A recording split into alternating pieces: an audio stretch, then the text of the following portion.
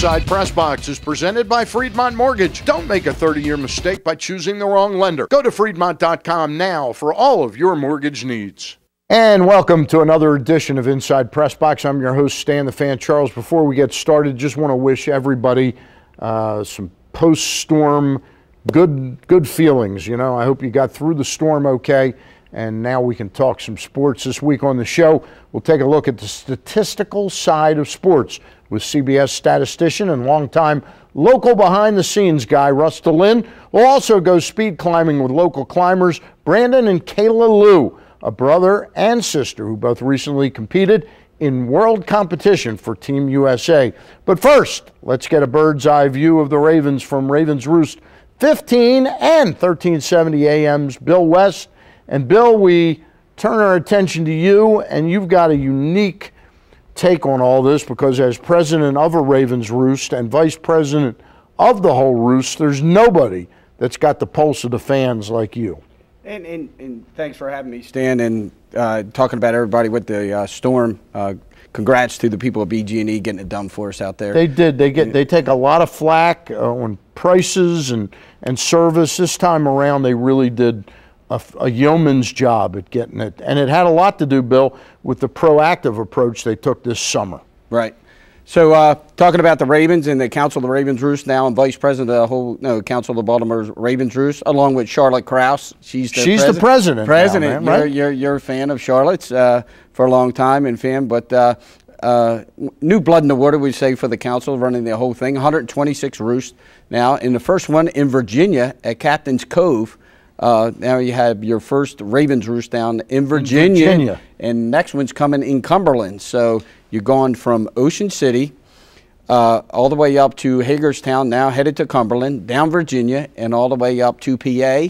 And there's no stopping them. There's no stopping them. Mm-hmm. Bill, seriously, the storm, will it have any effect? Is it too soon to know on Ocean City and its ability to host the yearly convention? I think they'll bounce back. There's Chris Field got hit pretty hard down there. Talking to people down in Ocean City, it looks like they're going to clean up in the next couple of days, and they're saying they're going to be open for business come Friday. Going in here, in all next week. So kudos to the people of Ocean City getting it done down there. But I don't think it'll affect us in June. Oh. The boardwalk in there, they lost the pier. But other than that, it looks like Ocean City got through it fine. Unbelievable power of this storm, watching New Jersey and all that they went through. Tell me a little bit about you over at 1370. It's now known as Q1370. And Bill West, you woke up and all of a sudden you're sports director over there. Yeah, they went through, you were over there with us. Thank you. You're the one that brought me over there. This was your idea to get me on the radio.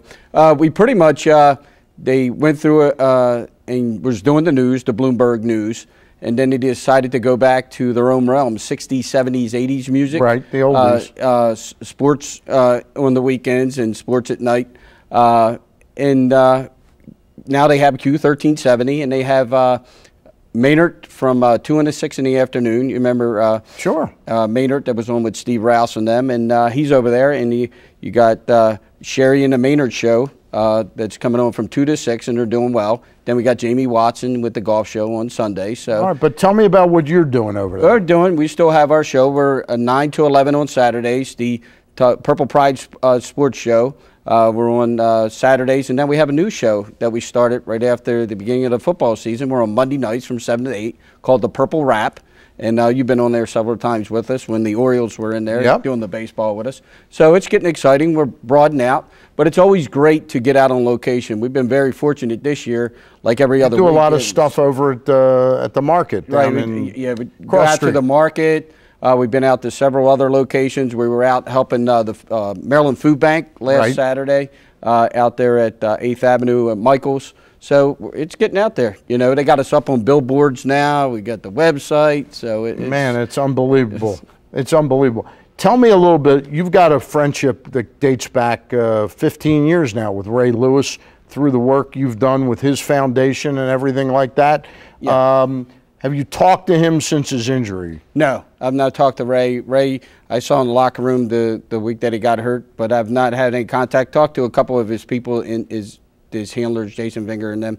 But Ray's upbeat, and I tell all the people, and it's amazing, Stan, when somebody gets hurt and they go out, all the naysayers come out again and saying about retirement. Well, and inevitably, at his age now, you're going to hear that, All I'm going to say to the listeners out there, how Ray trains, how he takes care of his body. At 38, he will be great. All right. Okay. We'll count on that. Okay. We'll count on that. I don't doubt that he's going to try and come back. He was such an incredible player in his heyday.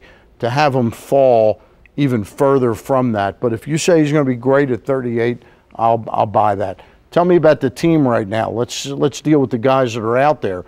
Is this a game they can win this week against Cleveland? It's going to be a tough game. Cleveland's won 2 at home right now. Cleveland's starting, I guess, under the new ownership, starting to turn the tables a little bit at home. So they always play us tough. I think the Ravens can pull it out.